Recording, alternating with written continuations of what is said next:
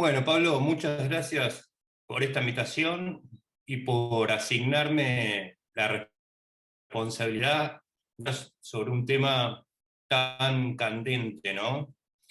Tan ninguneado y tan prevalente a la vez, ¿no? Sabés que este tema me apasiona bastante, que lo hemos estudiado bastante, así que bueno, te agradezco la invitación. Creo que tenemos residentes y médicos especialistas, ¿no? De ambas cosas, ¿verdad? Hay de todas las etapas de formación. Excelente, mejor todavía. Bueno, Pablito ya me hizo una presentación que me honra, realmente. Poco más puedo decir de mí, solamente que quizás actualmente me desempeño como médico de planta del Hospital de Oncología de la Ciudad de Buenos Aires, desde ya hace unos 12, 13 años. También recientemente como médico de la sección de ginecología oncológica del Hospital Español, y desarrollo la tarea hace también algún tiempo como consultor en cáncer ginecológico de la Municipalidad de La Matanza, ¿sí? Y como bien dijo Pablo, soy docente adscrito de la Universidad de Buenos Aires, instructor del fellow nuestro de ginecología oncológica universitario. Entonces, para dar comienzo a este tema tan sensible, podríamos empezar hablando de la mortalidad por cáncer de cuello uterino en la República Argentina. Esto es lo primero que podríamos mencionar. Ay, no sé qué pasó, pero bueno. Eh, Sin embargo, lo primero también que les voy a decir es que si arrancamos por acá, tenemos malas noticias, porque no existe en Argentina un registro federal de, de, de casos sobre cáncer de cuello uterino. Si alguno de nosotros quiere saber cuál es la mortalidad por cáncer de cuello uterino en la Argentina actualmente, y quizás tenga la magnífica idea de llamar al Instituto Nacional del Cáncer o al Ministerio de Salud, les van a decir, no está, no se sabe, ¿sí? No tenemos esos datos. Sin embargo, hay datos, ¿sí? Hay datos porque constantemente estamos volcando en porcentajes esta mortalidad y esta prevalencia, esta incidencia. Entonces, ¿de dónde vienen esos datos? Es lo primero que yo me pregunté. Si no hay datos en el país, ¿cómo podría haberlos en otros países sobre nuestro país? Sería la pregunta. Y bueno, la verdad es que hay, por lo menos hasta hace muy poquitos años, 6 registros regionales, Nueve y ¿sí? De medio. base poblacional. Medio centímetro por el 10. En media hora. Medio. Estamos apurados. Bahía Blanca, Concordia, Córdoba, Mendoza, Tierra del Fuego y Santa Fe tienen registros donde van volcando sus datos, y esto llega a cubrir el 12% de la población. Estos datos son exportados a la Organización Mundial de la Salud, puntualmente a un organismo independiente de la Organización Mundial de la Salud, que se conoce como IARC, según sus siglas en inglés, o es la Agencia de Investigación para el Cáncer, dependiente de la OMS. Y esta agencia lo que hace es, con cierta periodicidad, cada 4 años, si mal no recuerdo, es actualizar una base de datos mundial que tiene, que se llama Globocam. Seguramente la han escuchado nombrar de algún lado. Entonces, para empezar, es por lo menos paradójico que si queremos saber cuántas mujeres mueren en Argentina por cáncer de cuello, tengamos que recurrir a Lyon, en Francia, donde está la sede de la Organización Mundial de la Salud. Llama la atención, ¿no? Es verdad que hay algunas estadísticas dando vueltas que provienen del Ministerio de Salud, que dependen del Departamento de Estadísticas en Salud, y mayormente de lo que se conocen como estadísticas vitales. ¿Alguien sabe qué es una estadística vital? ¿Cómo se obtiene?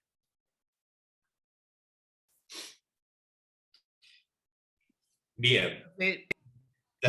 Sí, No lo sé. bien, si alguien lo sabe puede hablar. Así hacemos de esto quizás una charla más bien interactiva, ¿no? Porque es la idea más que un monólogo, ¿no? Que podamos interactuar. Es más enriquecedor, digamos. Estas estadísticas vitales provienen de los certificados de defunción, ¿sí? Cuando el Ministerio de Salud nos dice, bueno, hubo tantas muertes en tal periodo de tiempo, lo que está leyendo es una actualización de los registros de defunción, que todos sabemos que dejan bastante que desear en este país, por la mala configuración o la rapidez y la poca importancia que le dan los médicos, muchas veces porque, bueno, eso también es un arma de doble filo que tiene cierto simbolismo legal, médico legal. Entonces, raramente esté bien consignado ese certificado de defunción, y esto es lo que va a tomar como verdad el ministerio. Ni hablar que la inmensa mayoría de los casos no se hace distinción si la muerte ocurrió por cáncer de útero, si es del cuerpo o del cuello del útero. Eso agrega también mayor confusión. Entonces, la verdad que lo que mejor podemos hacer hoy en día, si queremos saber estadísticas sobre el cáncer de cuello en Argentina, es ir a la base de datos Globocam, que como dije depende de la IARC, que a su vez depende de la OMS, que a su vez depende de la Organización de las Naciones Unidas. ¿De acuerdo?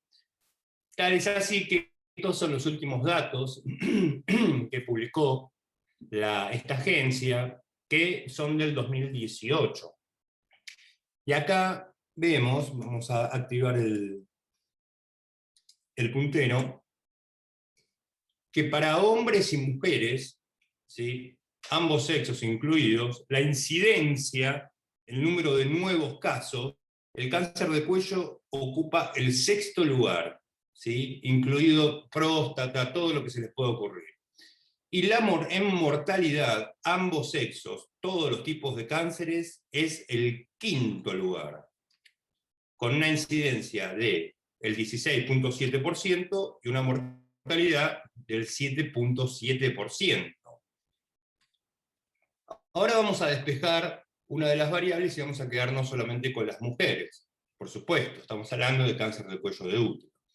Entonces vemos, como todos sabemos ya quizás desde la secundaria, que el cáncer más común y más mortal a cualquier edad es el de mama. Y acá sucede algo bastante extraño, que es el cáncer colorectal. El cáncer colorectal superó al cáncer de cuello e incluso al cáncer de pulmón como incidencia y como mortalidad. Es cierto que el cáncer, a nivel mundial hablamos, ¿no? Es cierto que el cáncer de cuello lo sigue muy de cerca. Y este es básicamente el esquema que tenemos en la República Argentina, ¿sí? Básicamente se repite esto, están en cabeza a cabeza el cáncer de colon y de recto con el de cuello uterino. La verdad es que el aumento exponencial en cáncer de colorectal en estas últimas décadas es abrumador, ¿sí? Está haciendo desastres el cáncer de colon y recto, ambos sexos, y también, y llamativamente, ¿no?, en mujeres, al punto de superar a un cáncer que teóricamente es obra de la pobreza y la marginalidad. Y esto sucede en países industrializados mayormente, o a nivel global. Bueno, ahí está la invitación de Pablito para ver mi documental, quizás puedan entender un poquito más al respecto. El cáncer de pulmón ocupa el 4º lugar, ¿sí?, en incidencia, pero es verdad, es más mortal que el cáncer de cuello y el cáncer de colon, ¿sí? Este es un diagrama bastante práctico para entender cómo estamos parados hoy en día, o al menos cómo estábamos parados en el año 2018, que Globocam actualizó sus datos. Supuestamente para el 2022, quizás el año que viene, tengamos nuevos datos, pero les cuento que la tendencia es estática, con el cáncer colorectal en plena disparada. El resto más o menos se mantiene. Puntualmente, en números duros, vamos a decirlo, para el año 2018 se diagnosticaron en Argentina unos 4.500 casos de cáncer de cuello y murieron 2.300, la mitad, vamos a decirlo. De acá se desprende el primer concepto, ¿no? Cada 2, una se muere. Pareciese ser así. ¿Y por qué sucede esto? Bueno, lo primero que hay que entender es que es cómo se llega, cómo una mujer llega a tener un cáncer de cuello del útero. Como bien alguien dijo alguna vez, no tiene cáncer en el cuello del útero la que quiere, sino la que puede tenerlo. ¿Y por qué es esto? Bueno, sabemos que el cáncer de cuello es una enfermedad de transmisión sexual, o al menos lo fue en algún momento, ¿sí? Y que ese virus que causa esta infección es el virus del papiloma humano, y que el 80% de la población que alguna vez mantuvo relaciones sexuales ha estado en contacto con el virus. Estar en contacto, ¿qué significa? Que estuvo infectada por el virus, lisa y llanamente, ¿sí? Esto es lo primero que hay que entender. Y también que en el 90% de estos casos, nuestra propia inmunidad es suficiente para erradicarlo de nuestras células. ¿Y por qué hay tanta, digamos, si uno ve estos números, diría, bueno, si en el 90% de los casos el HPV es fácilmente erradicable, o es erradicable, ¿por qué esta casuística tan impactante, ¿no?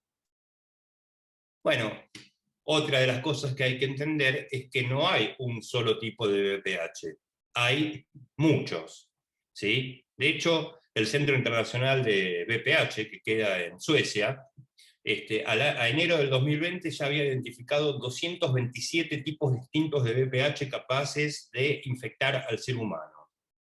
Y otra cosa es que tampoco conocemos estos virus desde hace... No es el virus de la influenza. Esto es un virus que recién en el año 1984, el man Surhausen, a quien le valiese el premio Nobel este descubrimiento, se pudo dar cuenta que en realidad había por lo menos 4 tipos diferentes de VPH, el 6, el 11, el 16, el 18, y 2 grupos distintos con capacidades completamente distintas. Entonces, hace muy poquito, muy poquito, que nosotros estamos en condiciones de afirmar el origen de este desastre, ¿no? Hace poco, en 1984, ayer casi. Entonces, esta es una definición que a mí me gusta mucho. En realidad, el cáncer de cuello de útero es una enfermedad crónica no transmisible, como bien ha sido definido este grupo de enfermedades. Es una complicación muy poco frecuente, surgida varios años después de una infección genital causada por algún tipo puntual de grupo de virus del papiloma humano.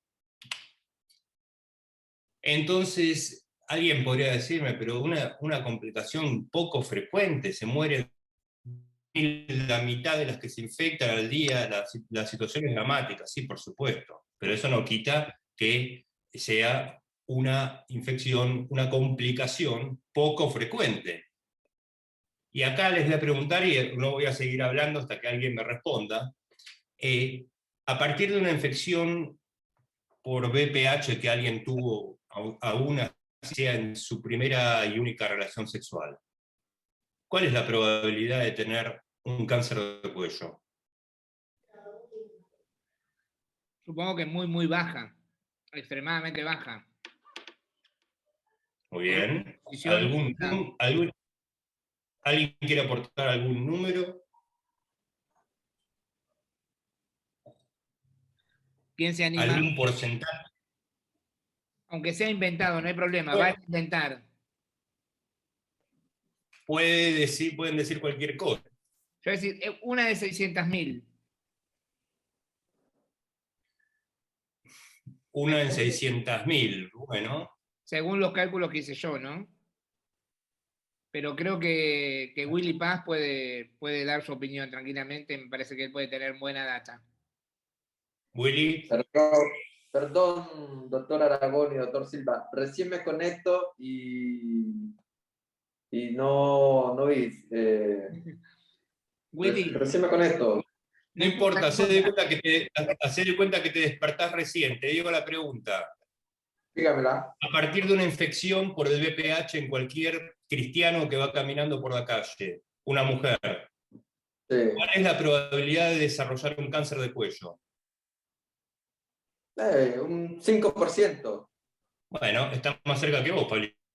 claro, sí. Porque en realidad es menor al 1%. Bastante menor, pero redondeemos en un 1%. Bueno, es Esto quiere decir que... es fuerte. Bueno, esto quiere decir que cada 100 personas que se infectan por el VPH, una tiene la mala suerte de desarrollar un cáncer de cuello.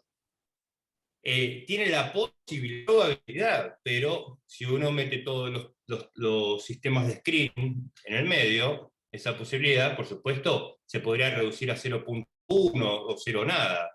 Y la probabilidad de morir a partir de una por VPH, ¿qué sería? Del 0.3%, algo así. Entonces, alguien ya debe estar pensando, pero claro, no solamente el VPH es acá el monstruo de la historia, hay otros factores involucrados. Debe de haberlo, porque si no, no se termina de entender. Entonces, a nivel epidemiológico, salud pública, vemos, y este dato es muy importante, que una persona, una mujer que se infecta por un VPH de alto riesgo y fuma, tiene el doble de probabilidades de desarrollar un cáncer de cuello que una que no fuma. ¿Se entiende, no? Infectadas con VPH 16 o 18, la que fuma tiene el doble de probabilidades de desarrollar un cáncer que la que no fuma. Y esto, bueno, adquiere especial trascendencia porque hoy en día, antes, en los años de los 1960, estaba prohibido que las mujeres fumen. Podían ir presas las mujeres por fumar en la vía pública. Hoy en día representan un porcentaje elevado de la población tabaquista a nivel mundial. ¿Y por qué es esto? Bueno, existen sustancias cancerígenas presentes en el cigarrillo, eso lo sabemos todos, pero quizás no sabemos que son capaces de generar un daño directo en el ADN de las células genitales. Y adicionalmente, a ese nivel, ¿sí? A nivel, vamos a decir, de la unión escamo-columnar, para ubicarnos topográficamente, el cigarrillo debilita la respuesta inmunológica. El VIH, por supuesto. Aquellas personas VIH positivas tienen mayor riesgo de presentar una evolución al cáncer a partir de una lesión causada por el VPH. De hecho, se ve bastante en la práctica que aquellas que abandonan o descuidan la terapia antirretroviral tienen una evolución más rápida, más tórpida. ¿Sí?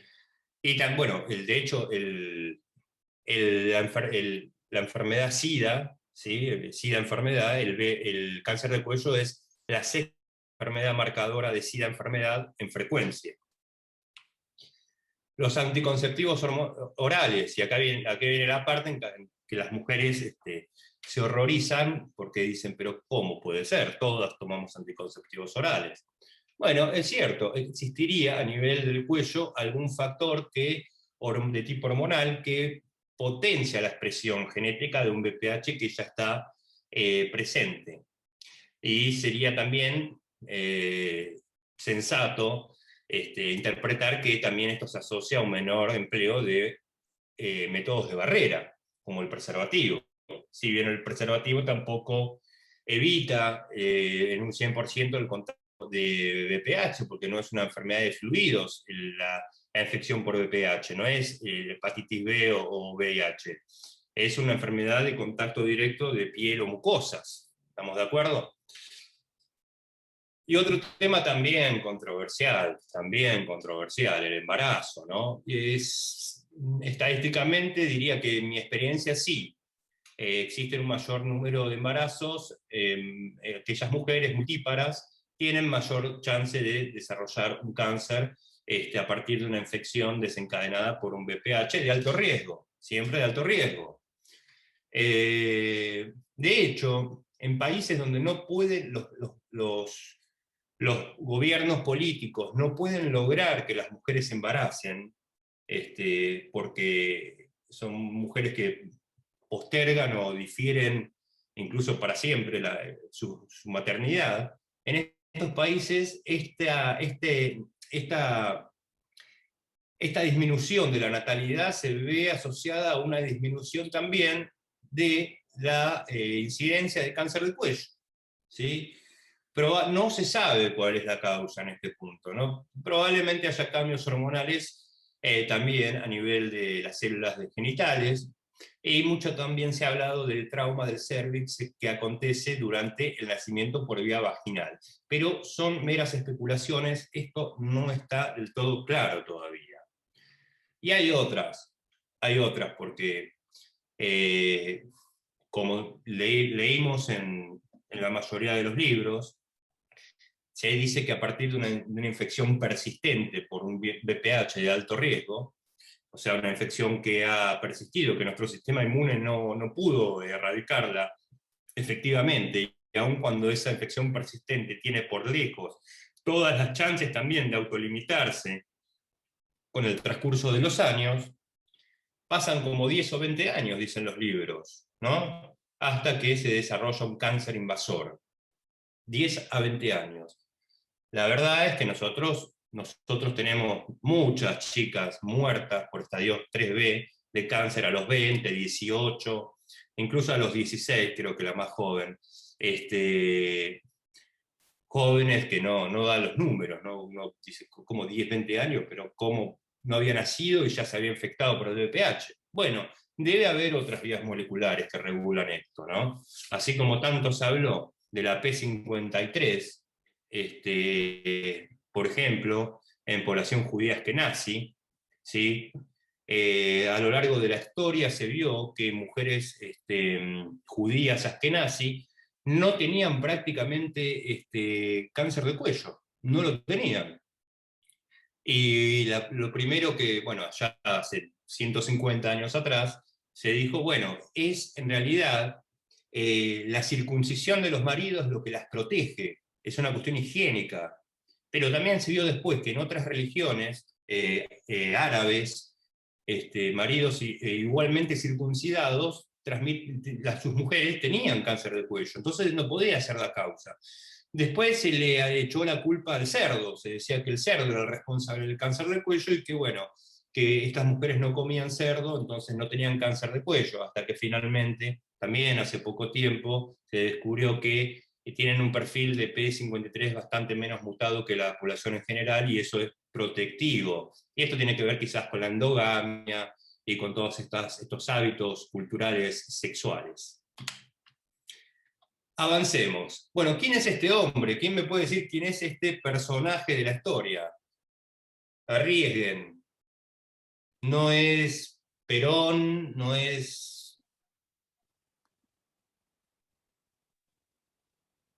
Luis, ¿no es? Luis Isa. No lo conozco, pero no. ¿Alguien acá hace patología cervical en la sala?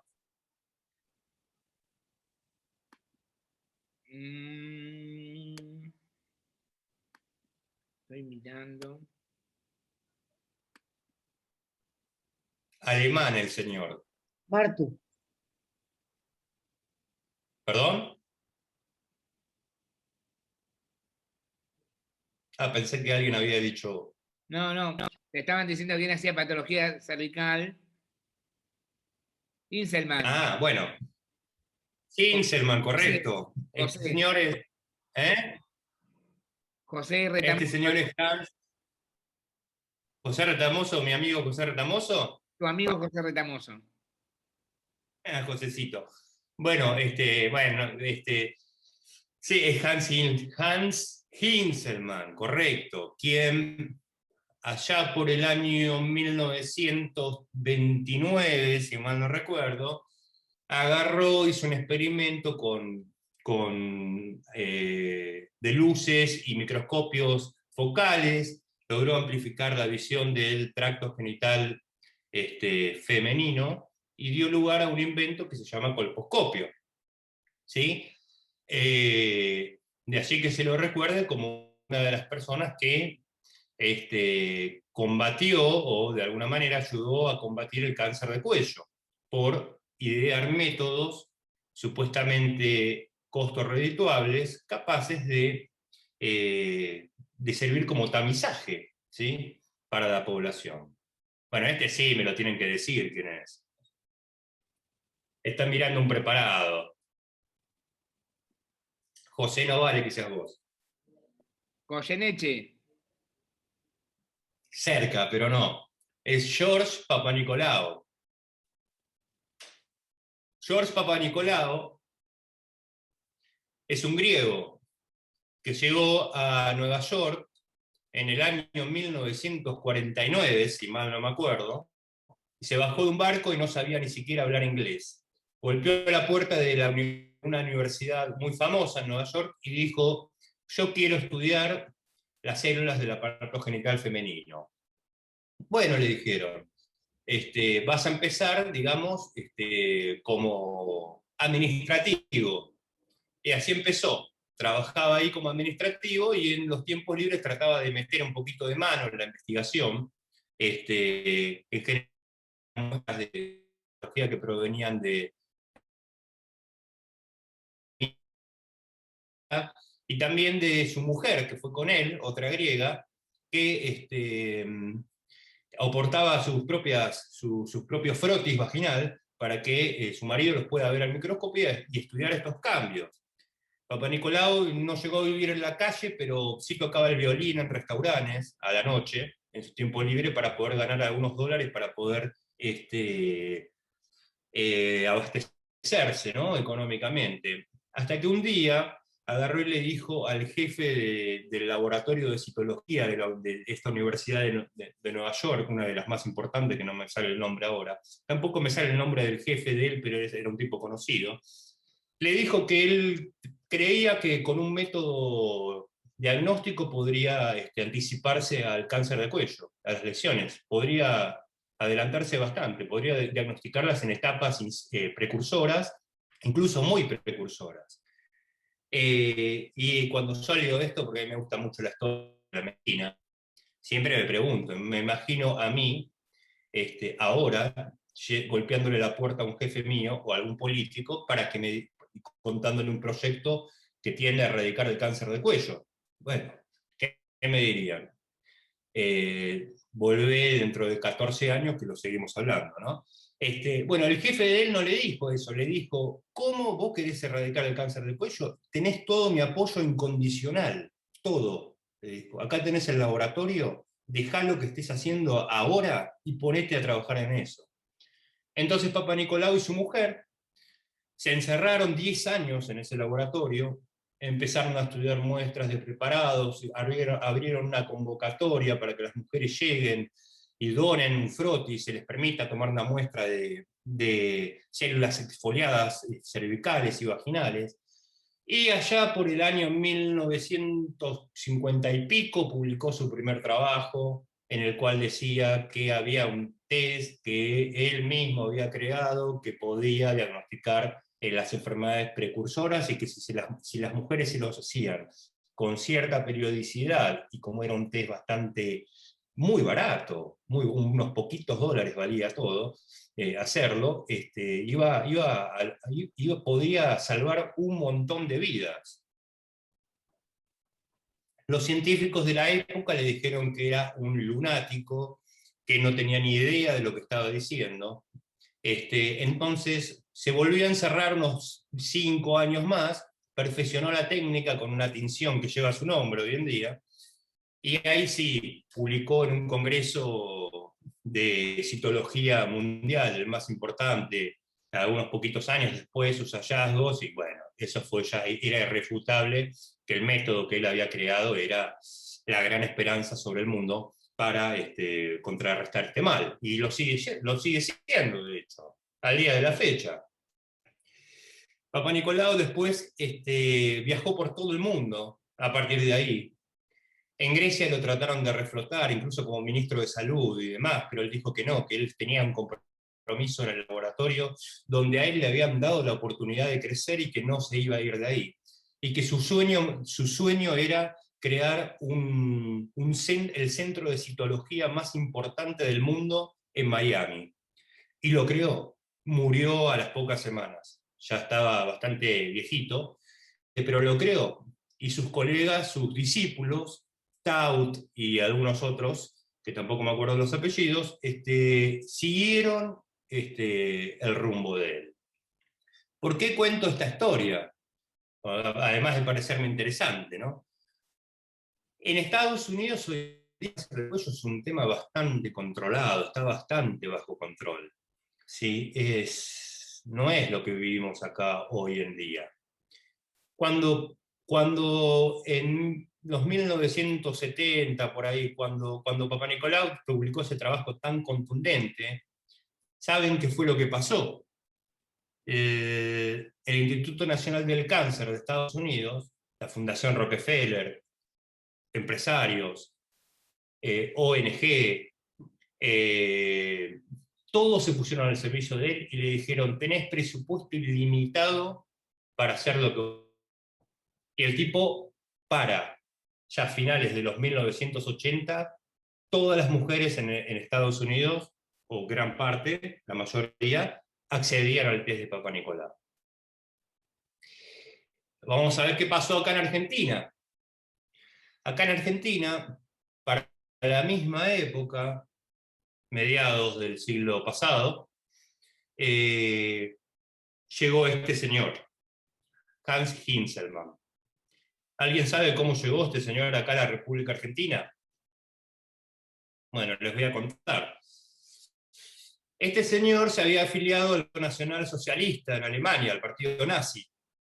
Y en Auschwitz, junto con otros colegas, mientras se dedicaba a crear el colposcopio, le amputaba el cuello del útero a mujeres judías y bueno, todo aquel que estaba ahí, que no, Hitler no comulgaba con sus ideas. Este señor le amputaba el cuello del útero a estas mujeres y los analizaba en un microscopio, y así correlacionaba lo que él había visto primero en la colposcopía que les hacía a la fuerza con los hallazgos histopatológicos. Tal es así que cuando el régimen nazi cae, este tipo lo meten preso y le prohíben de por vida la praxis médica. Le retiran la matrícula directamente y lo meten preso, está unos cuantos años preso, hasta que puede pagar la fianza y sale. Cuando sale de la cárcel en Alemania, no podía ejercer la profesión allí. ¿Qué hace? Es recibido en Argentina. Es recibido acá en Argentina por gente de la primera cátedra de la Universidad de Buenos Aires, también en Brasil. Y bueno, acá llega este personaje emblemático y es recibido como la esperanza divina para poder tratar el cáncer de cuello. Y así se interpretó, así se interpretó. Era una época en donde los alemanes y los americanos, ¿no? Segunda Guerra Mundial, imagínense, había una disputa también política de fondo. Lo cierto es que también acá había en Argentina gente que había viajado a formarse con Papa Nicolau, y que a la vuelta dijo: señores, este es el método. Pero estos catedráticos del Hospital de Clínicas dijeron: no, el método acá es la colposcopía. Quizás el PAP se le pueda sumar, pero no, olvídate. Entonces se crearon consultorios de colposcopía, y la gente empezó a hacer colposcopía, porque era la primera línea de screening, a contramano total del resto del mundo, América Latina en general. Más tarde, cuando el PAP ya estaba completamente consolidado, dijeron, bueno, lo tenemos que meter al PAP. Bueno, que sean los dos, dijo uno, colposcopía y Papa Nicolau. Tal es así que a la fecha, los ginecólogos tienen esa imagen, esa percepción trunca de que la colposcopía forma parte del screening, cuando no es así, nunca lo fue en ningún país del mundo, salvo en Argentina y en Brasil. El método de screening es el Papa Nicolau y la colposcopía es una herramienta valiosísima de segunda línea diagnóstica para evaluar aquellas citologías anormales y, por supuesto, facilitar la biopsia, nada más que ello. Esto es lo que se conoce como falacia de argumento de autoridad, porque alguien lo dijo y llegó acá y dijo que era así. Bueno, los médicos argentinos siempre nos conmovimos por la medicina extranjera, ¿no? Desde los principios de la medicina argentina siempre estábamos mirando lo que hacían los otros. Falacia por argumento de autoridad. Alguien lo dijo, vino, plantó la bandera, yo me quiero copiar de me quiero subir al pedestal, y así es. La cuestión es que al día de la fecha, digo, esta paciente la operamos el sábado pasado en la clínica Basterrica, ¿sí? Miren el cáncer de cuello que hay acá. Obviamente, el método combinado de screening de Papa Nicolau y colposcopía no fue útil, en ninguna parte del mundo lo fue, y acá tampoco. Y bueno, así estamos pagando un poco las consecuencias, ¿no? Esta paciente se opera en una de las clínicas más importantes de Capital Federal, tiene Swiss Medical, no es una indigente, para nada, y bueno, así el cáncer de cuello penetró este entramado de clases sociales, y hoy en día hasta médicas, tengo pacientes con cáncer de cuello, clase alta también, clase alta, para todos hay, para todos los gustos. Por eso con nuestro grupo de ginecología oncológica, vamos por todos lados donde podemos, visibilizando esta problemática. Información es igual empoderamiento de la mujer, ¿sí? Y de su entorno familiar, de su familia, de sus seres queridos. ¿Qué pasa un poquito en Argentina a la fecha en base a estas estadísticas un poquito flojas de papeles, ¿no? Pero sí es cierto que, bueno, la edad, nadie le erra la edad a un certificado de defunción, y este pico a los 50 años, ¿no? A partir de los 50 años, es bastante evidente, ¿no? Después, a medida que aumenta la edad, aumenta, por supuesto, la probabilidad de tener con el paso de los años, pero el despegue parece estar acá. Y esto coincide con la mayoría de la literatura, ¿no? Y ni hace falta decir que, bueno, que en zonas favorecidas, postergadas, como el norte del país, tienen las mayores tasas de incidencia y de mortalidad, ¿no? De hecho, en Cava la incidencia es más parecida a lo que pasa en Montreal o en Toronto que lo que pasa en el resto de nuestro país. Hasta que un día dijimos, bueno, señores, dejemos de hablar, porque gente que habla hay mucha, pero vamos a empezar a juntar nuestros casos y vamos a ver qué es lo que pasa. Porque, bueno, vos, Pablito, Alejandro Soderini lo conocés, ¿no? Sí, un poquito. Él me dijo cuando yo llegué al Fellow, nene, nosotros jugamos a la pelota, no miramos de la tribuna, me dijo. Nos ponemos la camiseta y salimos a jugar. Entonces, un poco siguiendo eso, ¿qué es lo que hice? Bueno, lo interné a Horacio Moschen, que ustedes lo conocen muy bien. Lo interné en el archivo de historias clínicas, él era fellow de primer año, segundo, no me acuerdo. Y pasó varios meses ahí metido. Estoy hablando de un lugar, historias clínicas físicas, donde hay polvo, ratas, todo lo que se te pueda ocurrir. Le llevamos la comida, me acuerdo.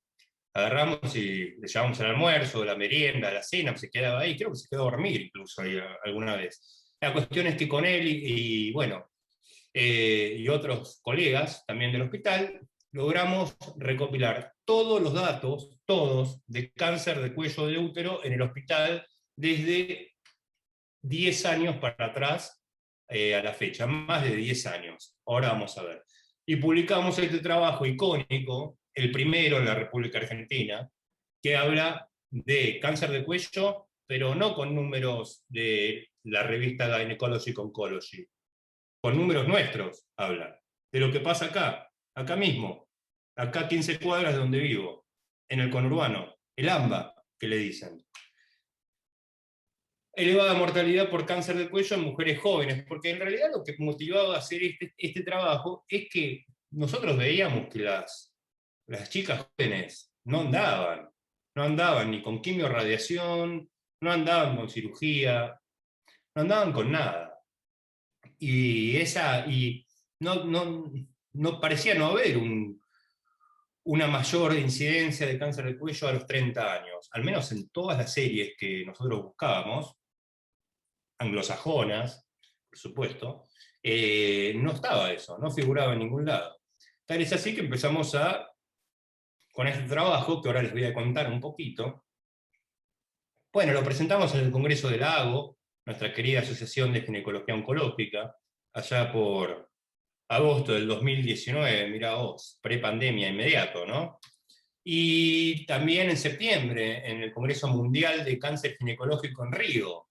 Es paradójico esto, siempre lo hablamos, porque, bueno, el Lago al final entramos para poder presentarlo, y de la organización de la IGCS, que es la Asociación Mundial de Cáncer Ginecológico, me llamó y me dijo, queremos que vos cuentes esta experiencia en el Congreso Mundial, en una sesión plenaria, ¿sí? Ni siquiera ni de la Comuna 14 me llamaron para que hable del tema, pero sí de un organismo mundial como este. Son cosas que suelen pasar acá, en este país. Después sí empezamos a recorrer un poquito, a hacer la gira por el conurbano, fuimos a Socue y seguimos hablando del tema, porque la revista Medicina, vos sabés, es la revista más importante de ciencia de la República Argentina, está indexada en PubMed, de hecho es una de las 2 o 3 que están indexadas en PubMed. Les voy a contar un poquito de este trabajo, si te parece, Pablo. Sí, a mí me gustaría contar un poquito mi sensación el día que lo presentaron. Ah, vos estabas. ¿Te acordás que le cantamos el feliz cumpleaños a Horacio? Sí. No, fue hermoso, la verdad que fue un momento hermoso, porque justamente como vos decís, ¿viste? Los números locales y hablar de la realidad cruda local y reconocer la enfermedad como una enfermedad social y política y económica era muy duro, y que en realidad nadie le había dado esa visión, esa vuelta de tuerca. A mí me emocionó mucho positivamente y con mucho dolor también. Pero sí, y por eso mismo quería que esta parte la cuentes vos. La verdad es que ver a una chica de 17 años morirse desangrada por una hemorragia incoercible es tremendo. Entonces, bueno, antes de llegar a las conclusiones de mi charla, les voy a decir esto. Vayan a los archivos de sus historias clínicas y fíjense, saquen números, armen tablas de Excel, compartan la información, no se queden de brazos cruzados, no sean espectadores pasivos de esta realidad tremenda, ¿sí? De esta pandemia por cáncer de cuello que vivimos, pero desde hace mucho que incluso el primer SARS-CoV apareciese.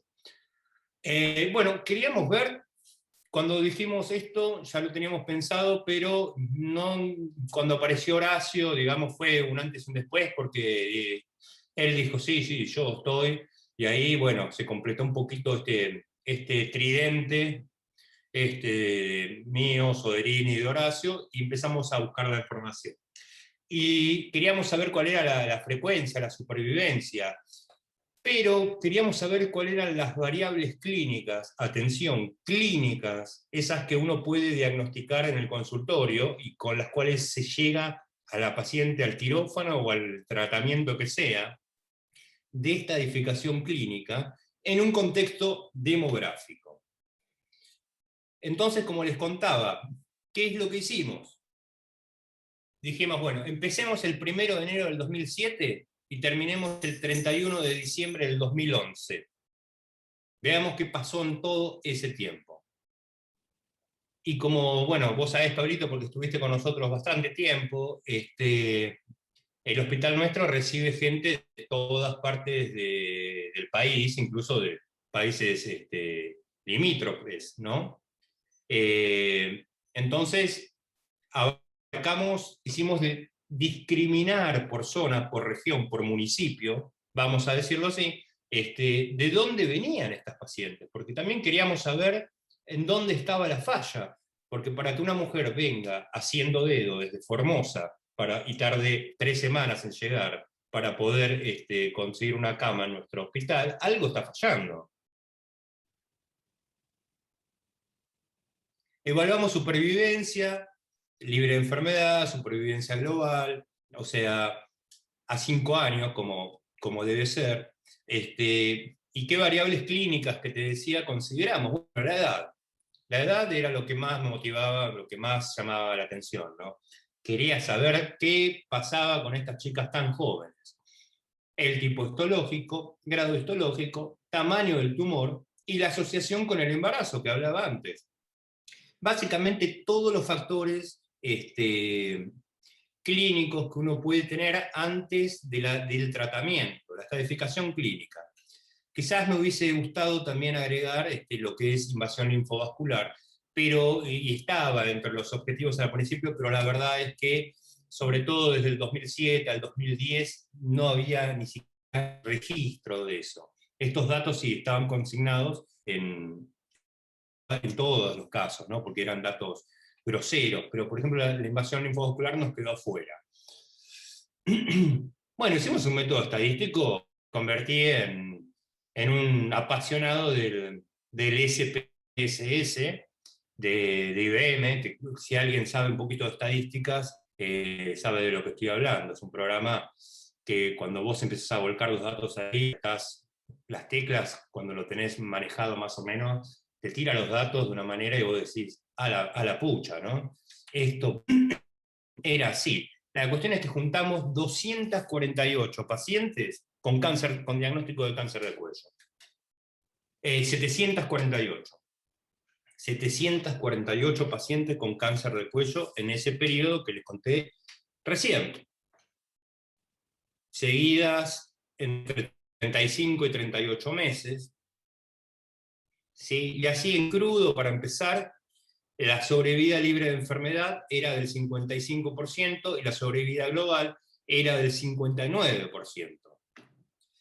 Pero miren este dato, este primer dato. Por eso muchas veces se menosprecia a los trabajos retrospectivos. ¡Qué injusticia! Ilimitado para abastecer de información a nosotros que somos los médicos que estamos ahí tratando y recibiendo a estas pacientes. Son cosas distintas, con lo prospectivo, randomizado. Ahora, me pone muy triste cuando alguien ningunea a los trabajos randomizados. De este calibre, ¿no? Es decir, 15 pacientes, pero acá casi 800 pacientes, ¿no? En un solo centro. En un solo centro. Que, entre paréntesis, es el centro de referencia de cáncer ginecológico de la ciudad de Buenos Aires. En fin, este es el primer dato, 77, casi 8 de cada 10 mujeres que venían tenían un estadio avanzado, localmente avanzado. No menor, ¿no? Como les contaba, agarramos y discriminamos por región. Fíjense ustedes, la ciudad autónoma de Buenos Aires representó el 26% de estas pacientes, nada más. ¿Sí? El segundo municipio del conurbano que más pacientes aportó fue La Matanza con un 19%. ¿Sí? Después tenemos otros como Lomas de Zamora, Moreno, José C. Paz, vienen todos después con bastante diferencia, ¿no? Almirante Brown. ¿Ustedes en qué municipio están, Pablito? ¿O alguien? Almirante Brown. Almirante Brown, bueno, Ponele acá, que Esteban Echeverría con añadidura, pero Almirante Brown. bueno, 3% están ahí en el podio quizás, ¿sí? Hacer esto significó, por ejemplo, que yo vaya a hablar con la intendenta de La Matanza en aquel entonces a mostrarle estos resultados, ¿sí? Y es un poco los que son alumnos, hay alumnos míos del curso de técnica de videos en cirugía, acá, entiendo. Vos, Pablito, me honraste con la charla que diste el miércoles pasado. Fui y hablé con la intendenta y le dije, mire, está pasando esto, ¿qué pasa? Bueno, vení y enseñanos cómo tenemos que hacer. Y en eso estamos.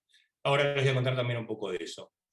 Me acuerdo que por esta época se decía, bueno, yo no sé si se acuerdan, había estado como un tema mediático que los extranjeros, paraguayos, bolivianos y demás, venían a sacarle los recursos a los argentinos acá en los hospitales públicos, que era abrumador. Si vos hablás con alguien, dice, no, pero cáncer de cuello, la mitad son paraguayos, qué sé yo.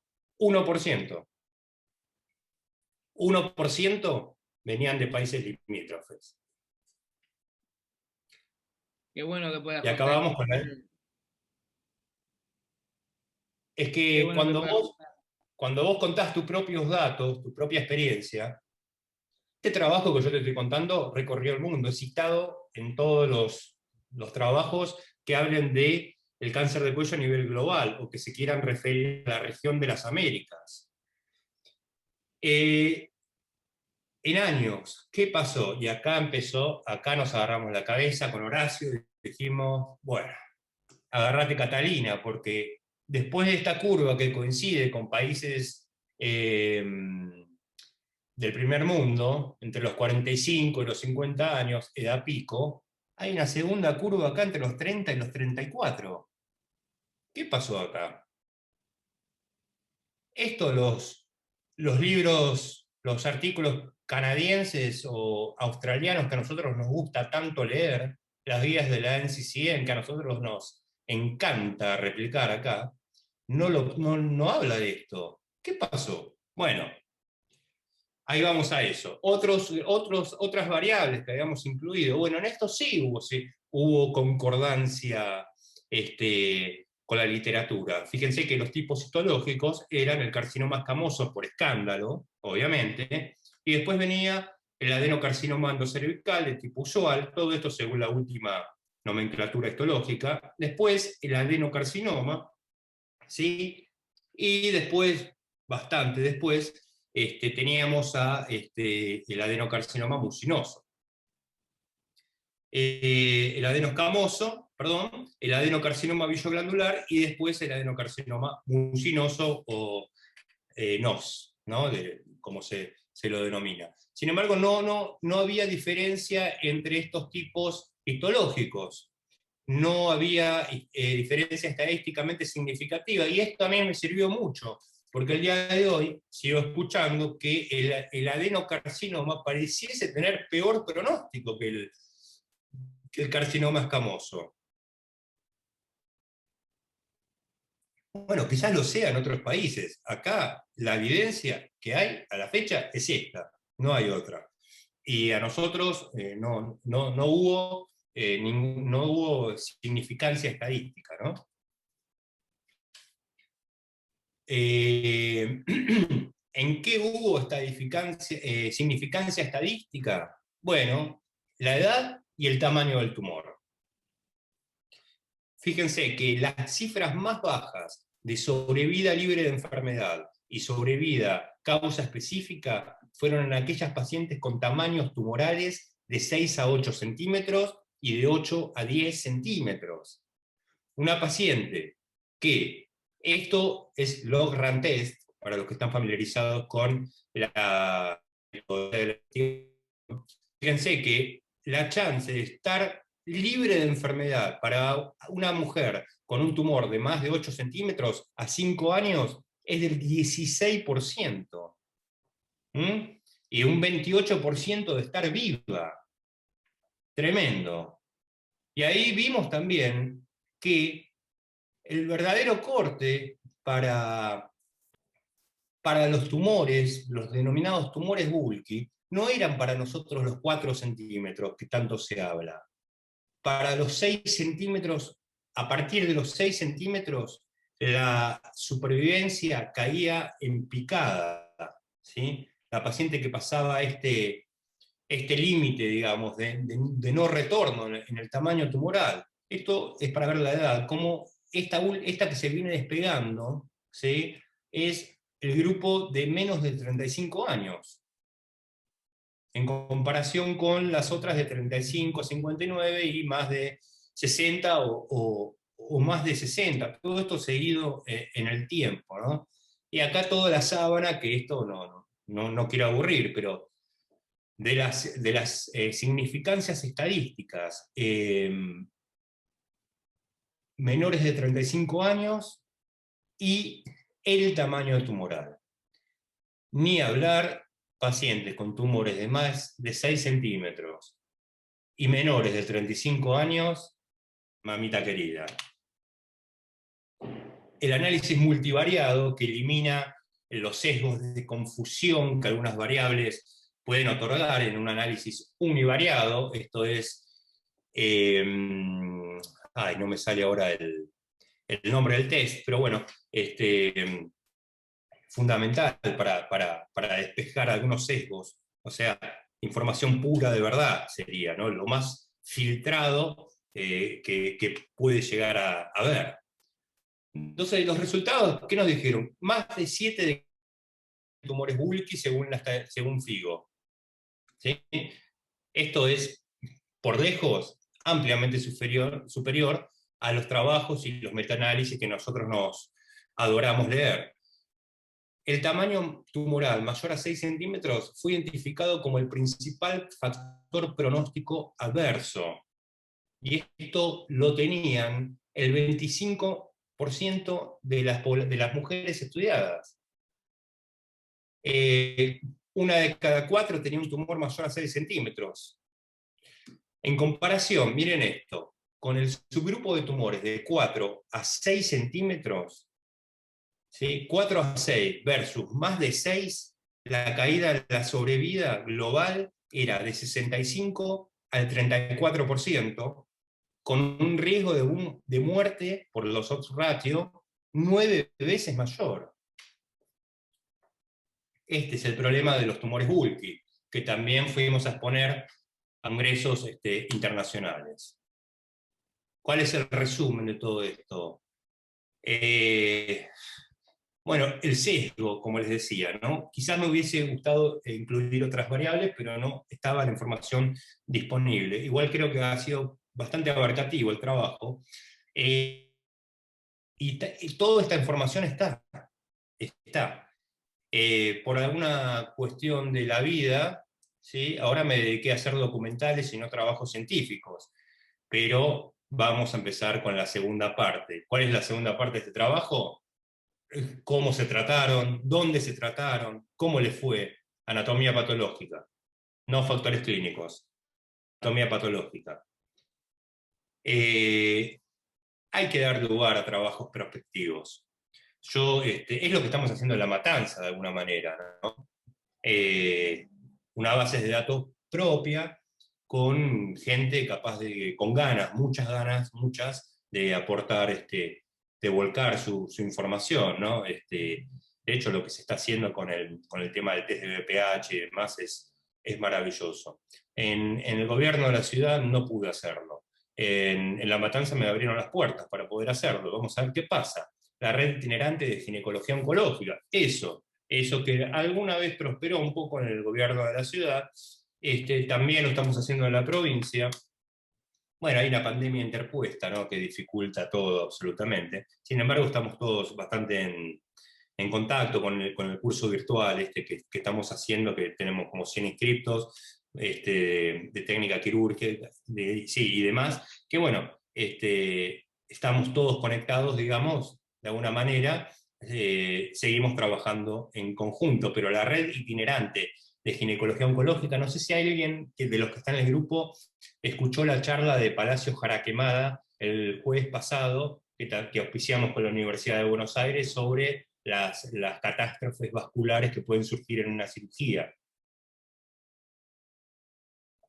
Si alguien la escuchó, va a entender mejor de lo que estoy hablando, de crear un grupo de trabajo de cáncer ginecológico que se organice de tal forma que pueda dar respuestas a todas las mujeres con este problema en todas partes, básicamente. Sí, Ale, un poco de eso. Bueno, sí estuvo, Luis estuvo, por lo menos, y después Martina también, pero no está ahora acá. Con respecto a lo que son los corredores sanitarios, de los que se viene hablando cada vez más fuerte, como un sistema de gestión de la salud en el AMBA, es muy interesante. Escúchame, como para que tengas en cuenta, nosotros podríamos armar un grupo muy lindo de trabajo, Ale. Acordate que lo tenemos a Mollar en el Piñero, a Mochen en el Santoyani. Nosotros estamos trabajando con un equipo de ginecología oncológica en el Hospital Lucio Meléndez de Adrogué. Vos en La Matanza. Podemos armar un proyecto lindo, ¿eh? Obviamente, hay que juntarse y organizarlo, ¿no? Mi experiencia a nivel gobierno de la ciudad, encontré, bueno, tampoco pude avanzar tanto porque justo cuando estábamos con todo encaminado se empezó la pandemia, pero Ahí mi jefa dice, sí. bueno, algún día nos podemos juntar, obviamente, con tu jefa, tomamos un café y nos ponemos al día con esto. Las cosas que se pueden hacer son infinitas, no hay límite, ¿sí? Pero bueno, hay que trabajar, ¿no? Requiere bastante trabajo, ¿no? Después la satisfacción es enorme. Cuando uno puede volcar estos datos y compartirlos con el resto del mundo, vale todas las horas de trabajo. Pero bueno, hay que tener gente que esté, soldados, ¿no? Que estén, digamos, ávidos de formarse y de participar activamente en estas cuestiones. Ale, Hospital Universidad de Tucumán también me dicen. Bueno, vamos a armar entonces algo interesante en algún momento de la vida, ¿no? Es la idea, dejar una huella, porque yo ya me cansé de escuchar personajes catedráticos hablar sobre cáncer de cuello, lo vengo haciendo desde que era alumno del colegio, ¿no? Casi. Y la verdad es que el cáncer de cuello mata cada vez más gente. Entonces, evidentemente, mucho no se estuvo haciendo. Quizás el primer cambio, hubo dos cambios. El primero fue cuando se creó el Instituto Nacional del Cáncer. Cuando por decreto se creó el Instituto Nacional del Cáncer allá por el año 2009, si mal no recuerdo, o 2010, ese fue un antes y un después para este país. Y el segundo gran aporte que hubo es este trabajo, que te está diciendo en dónde están los casos, a dónde tenés que ir y qué tenés que hacer, sin ir muy lejos. Tal es así que mirá lo que dice acá. El 77% de la población de este trabajo residía en el conurbano bonaerense, el mayor conglomerado habitacional del país. ¿Sí?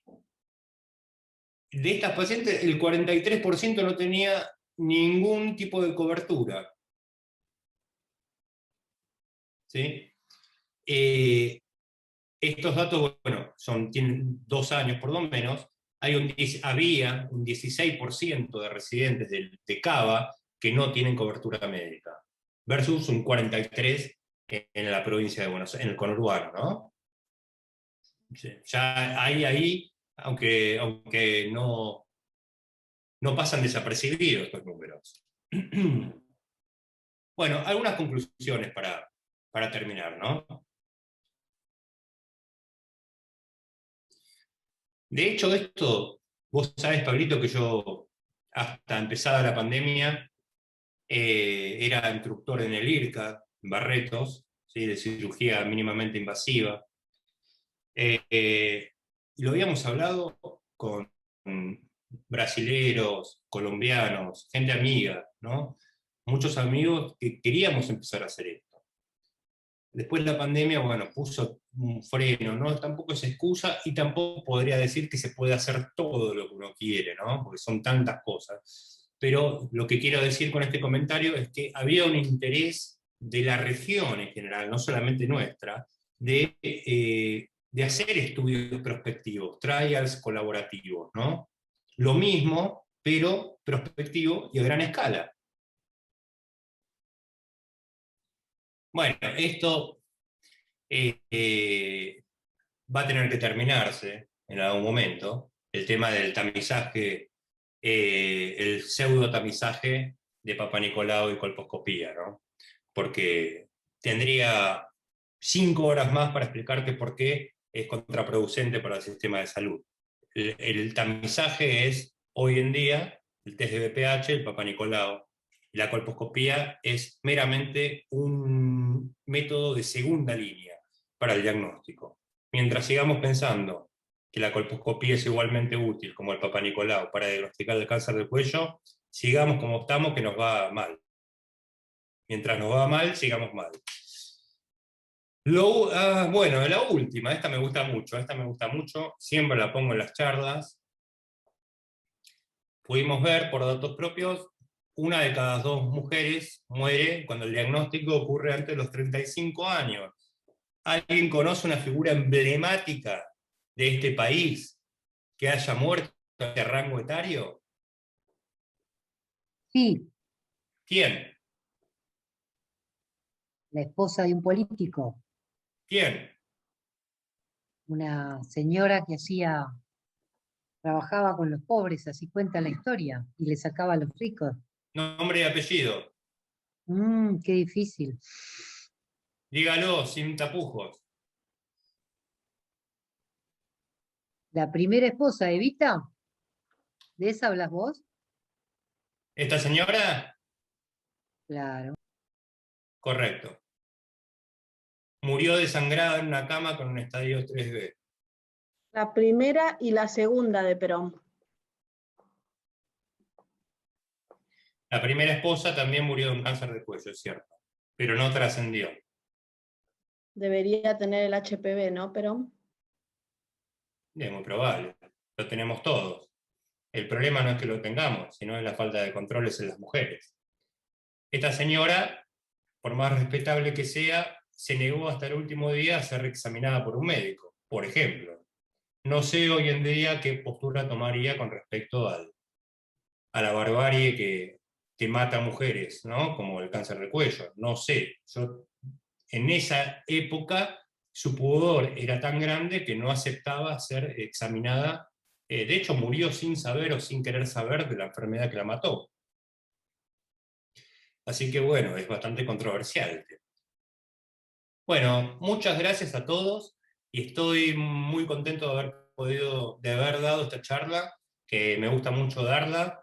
Muchas gracias, Pablito, por la invitación, es un tema candente, como dije al principio. Y bueno, si hay preguntas me gustaría mucho poder intentar contestarlas.